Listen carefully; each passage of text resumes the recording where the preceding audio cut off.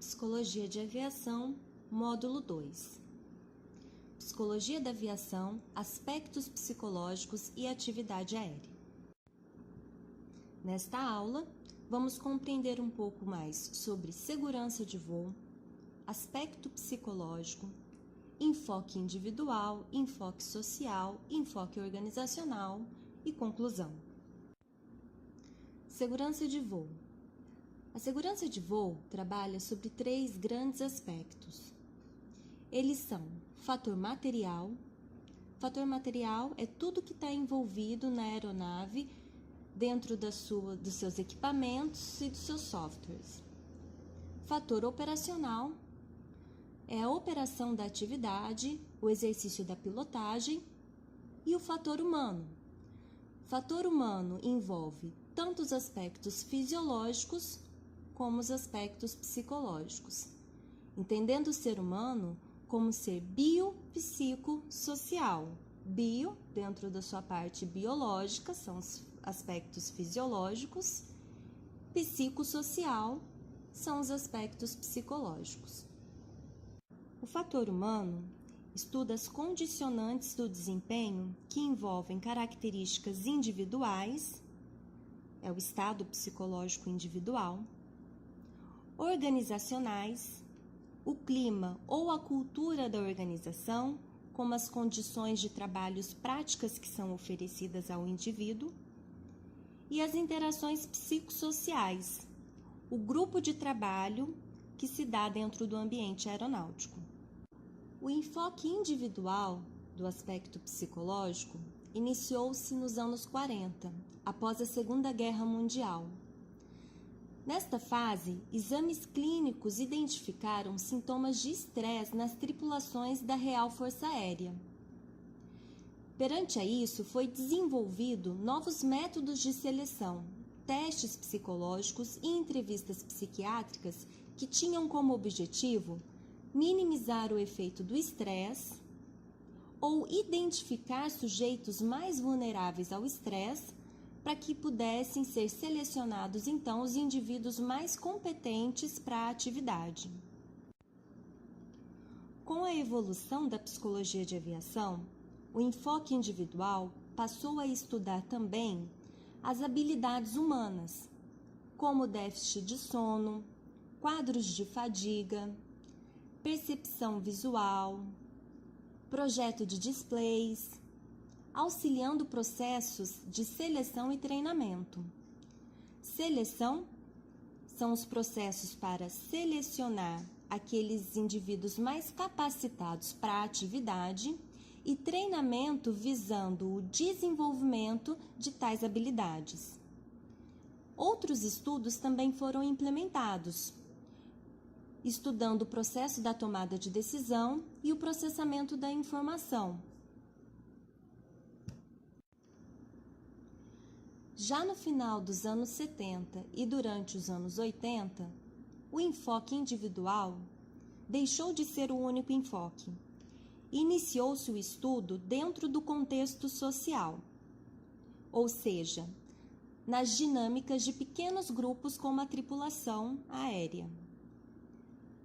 Esse estudo veio para entender que o comportamento e o erro humano não acontecem isoladamente, mas sim dentro de um contexto social que abrange diversas contribuições. As medidas de segurança não devem, portanto, focar num único indivíduo isoladamente. O indivíduo ele não é isoladamente capaz de cometer o erro ou a falha que vai levar ao acidente aéreo, mas sim a relação dele dentro de um contexto social. E o que motivou esse enfoque? Estudos sobre um acidente aéreo ocorrido em 1978 conseguiu concluir que o que ocorreu o acidente aéreo foi o envolvimento da coordenação entre os membros da tripulação e não somente o ato de um único indivíduo. Após a análise deste acidente, foi concluído que o comandante não aceitava input dos mais novos.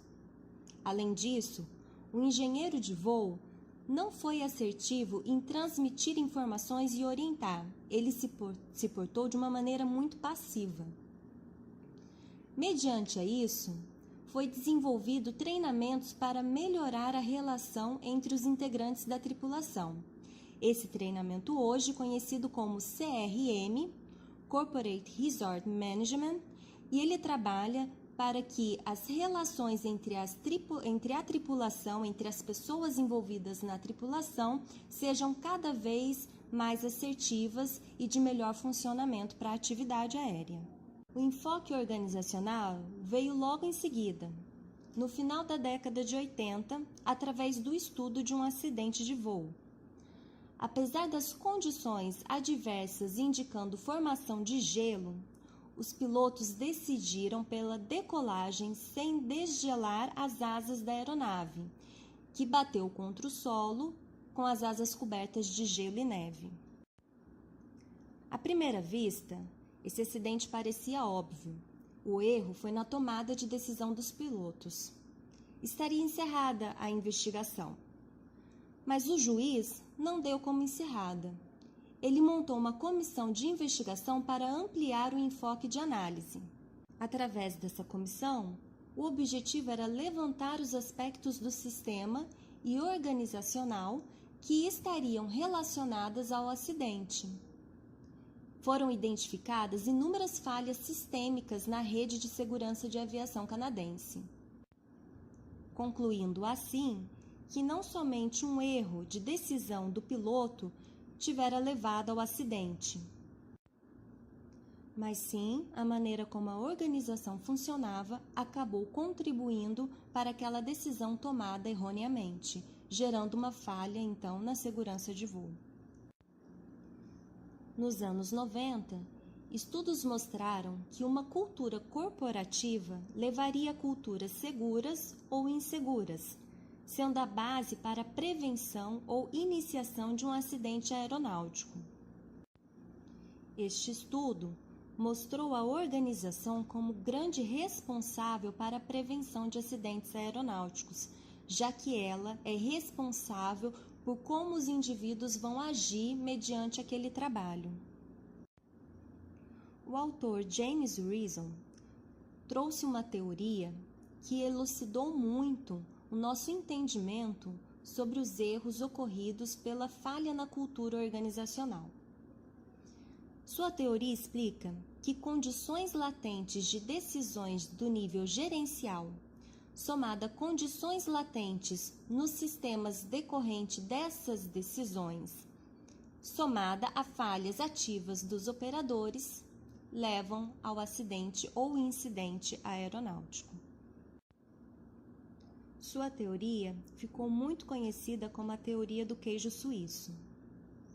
Assim como mostra a figura, o queijo suíço nos dá a entender que existem buracos no sistema e quando esses buracos eles se alinham em cada parcela do sistema, há a ocorrência do acidente ou incidente aeronáutico.